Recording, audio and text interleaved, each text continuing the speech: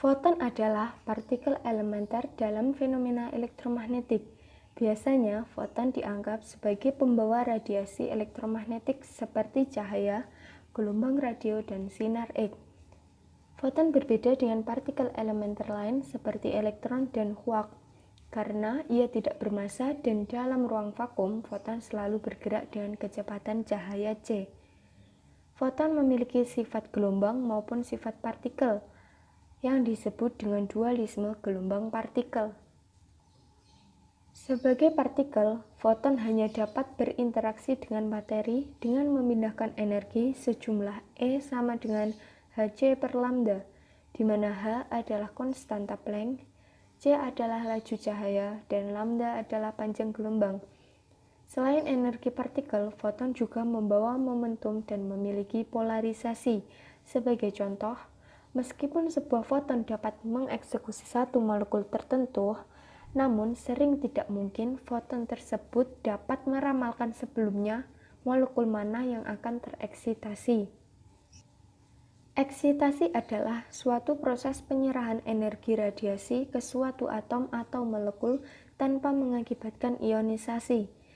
Definisi atom sebagai pembawa radiasi elektromagnetik biasa digunakan oleh para fisikawan.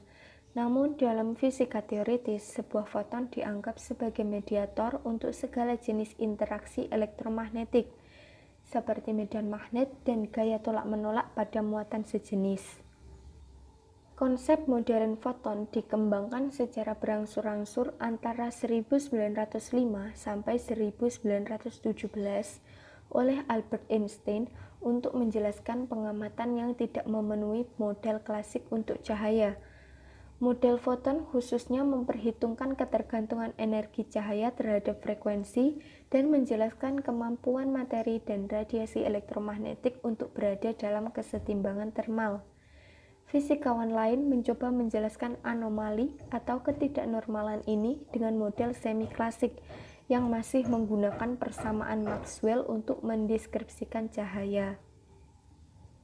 Namun dalam model ini, objek material yang menyerap cahaya dikuantisasi, meskipun model-model semi-klasik ikut menyumbang dan pengembangan mekanika kuantum serta percobaan-percobaan lebih lanjutan membuktikan hipotesis Einstein bahwa cahaya itu sendiri yang terkuantisasi. Konsep foton dapat diterapkan seperti pada laser, kondensasi Bose-Einstein, teori medan kuantum, interpretasi probabilistik dari mekanika kuantum, fotokimia, mikroskopi, resolusi tinggi, dan pengukuran jarak molekuler. Awal mula foton. Foton awalnya dinamakan sebagai kuantum cahaya oleh Albert Einstein.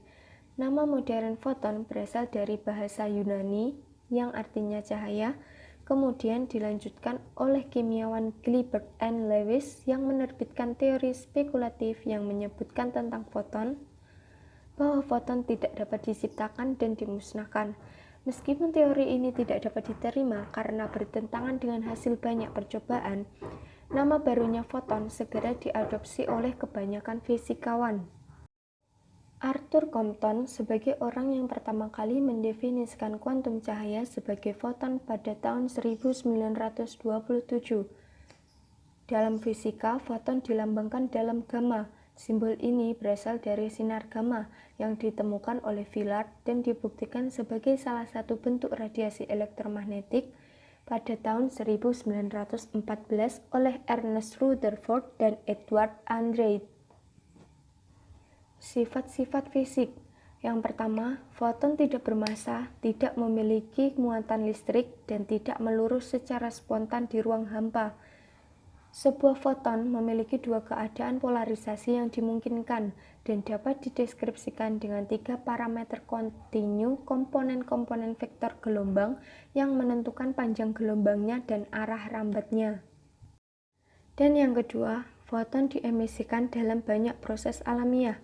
Contohnya, ketika muatan dipercepat, saat transisi molekuler, atomik atau nuklir ke tingkat energi yang lebih rendah, atau ketika sebuah partikel dan antipartikel bertumbukan saling memusnahkan. Dan yang ketiga, foton diserap dalam proses dengan waktu. Contohnya, dalam produksi pasangan partikel-antipartikel atau dalam transisi molekuler, atomik atau nuklir ke tingkat yang lebih tinggi. Dan yang terakhir, dalam ruang hampa, foton bergerak dengan laju c atau laju cahaya. Energinya E dan momentum P dihubungkan dalam persamaan E sama dengan P kali C, di mana P memiliki nilai momentum. Selanjutnya yaitu gelombang de Broglie.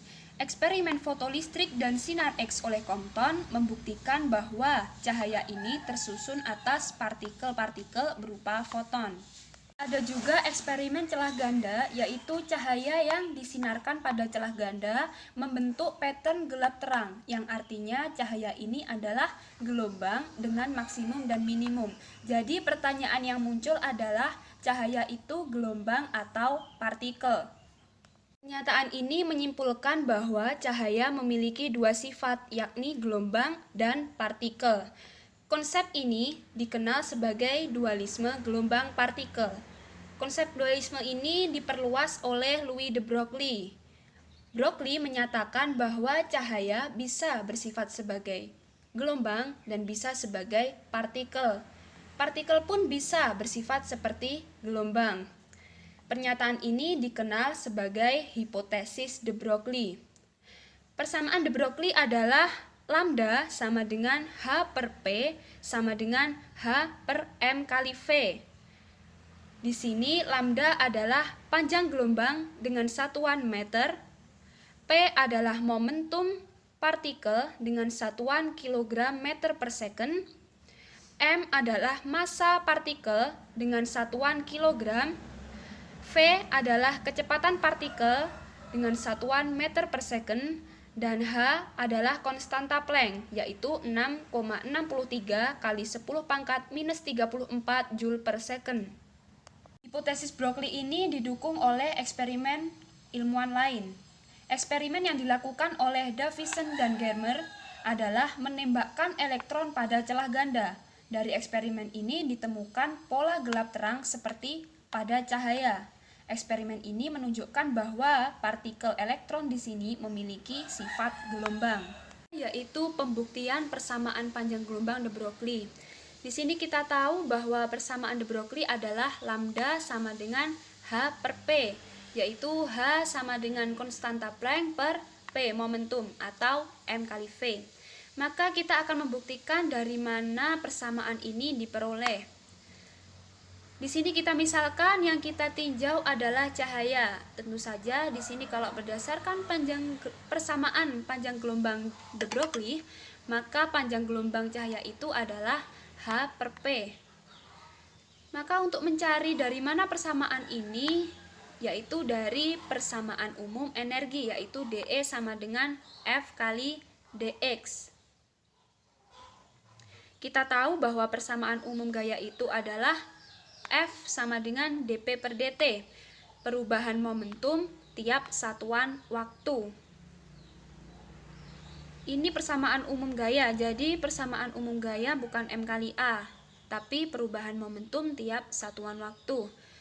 Kita substitusikan persamaannya menjadi dE sama dengan F-nya disubstitusikan dP per dt kali dx. Kemudian dE sama dengan dP kali dx per dt. Maka persamaan ini menjadi dE sama dengan dP. Nah, perubahan jarak tiap satuan waktu adalah kecepatan. Maka bisa disubstitusikan kembali menjadi dE sama dengan dP kali V.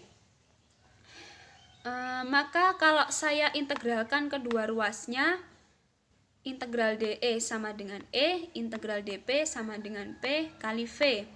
Kemudian di sini energi, maka kita tinjau misalkan gelombang cahaya ya. Maka energi di sini adalah energi dari foton gelombang cahaya itu. Kita tahu salah satu keunikan cahaya yaitu cahaya bisa disebut sebagai partikel, bisa juga disebut sebagai gelombang.